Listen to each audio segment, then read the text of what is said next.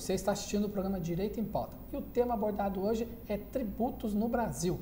E o convidado do programa é o consultor de empresas, conselheiro do Conselho Regional de Contabilidade de Minas Gerais e vice-presidente da Federal Minas, Valmir Rodrigues. Valmir, no bloco anterior a gente estava falando da questão da desoneração da folha, né? Que é da questão dos empregados sai bem caro, muito além daquilo que ele recebe no Olerite, né? E vem aquela questão, se arrecada tanto assim, o Estado é tão voraz para arrecadar, e esses impostos são bem utilizados? De forma alguma. Essa semana mesmo saiu uma matéria na revista Veja, onde o título é Anatomia da Corrupção, e ela informa que as obras no Brasil custam mais caro 145%. E quem paga isso é o contribuinte. Então, se você tem um gasto muito maior do que o normal, naturalmente você tem que arrecadar mais. E prova disso que se você quer ter uma boa saúde, você tem que pagar um plano de saúde. Se você quer ter segurança, você tem que ter uma segurança particular, um alarme, enfim, outras coisas. E se você quer ter uma boa educação, embora a gente sabe que no setor público temos excelentes professores, mas se você quer ter uma boa educação, você tem que ir para o setor privado. Sendo que tudo isso teria que ser revertido pelo Estado. Sem dúvida. O tributo ele tem que ser revertido para as pessoas. E a gente observa que isso não acontece no Brasil. É um problema. O que você acha que dá margem para que ocorra isso? É a falha na legislação? É falha de fiscalização? O que é o problema que ocorre, principalmente na questão pública? Falta de fiscalização.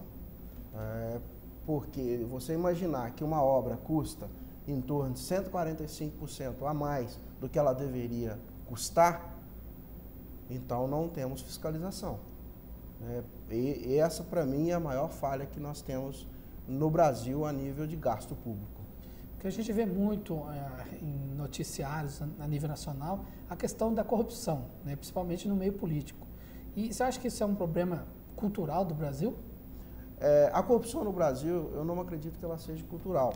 Ela é muito mais vinculada à falta de punição, à impunidade. Então, às vezes, você comete um crime e não é punido por ele. E isso vai te levando a cometer outros e outros crimes. Certo. E nesses últimos 10 anos, a gente tem assistido uma questão do desenvolvimento do país, investimentos das indústrias, principalmente automobilística, né? Mas em geral. E tem surgido aquela guerra fiscal, um Estado beneficiando a atratividade de empresas. Isso é benéfico para o país, essa guerra fiscal entre os estados? De forma alguma. Inclusive, isso causa um grande problema. Recentemente, o STF julgou, inconstitucional.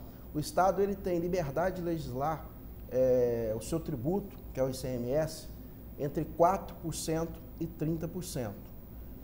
Tudo que você faz fora esse limite, e esse mínimo, agora o Supremo julgou inconstitucional.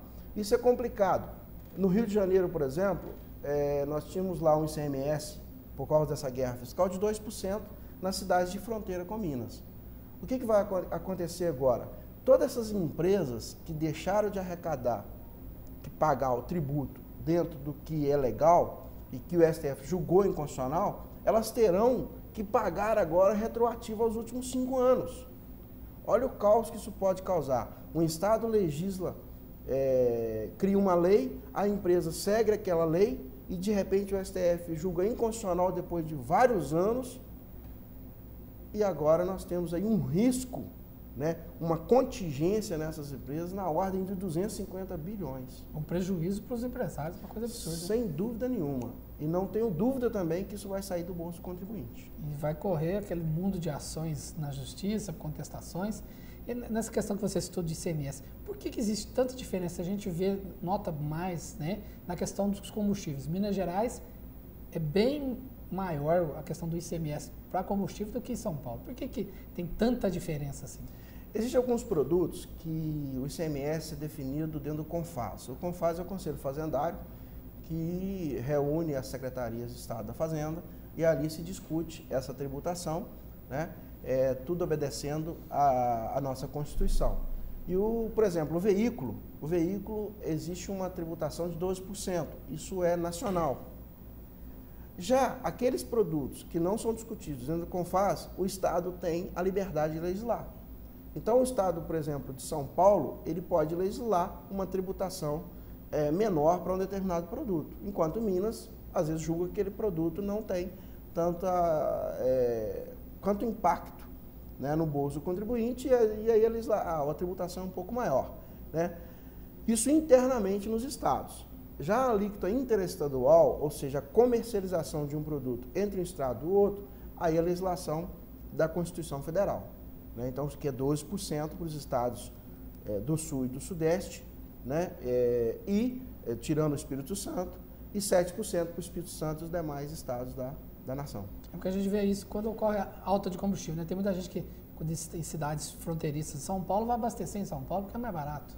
Porque São Paulo tem uma carga tributária do ICMS menor em relação aos combustíveis. Certo. O programa Direito em Pauta faz um intervalo e volta em instantes. De janeiro a maio, nós trabalhamos para pagar imposto. Então, são 5 meses da nossa vida por ano que a gente trabalha para pagar imposto.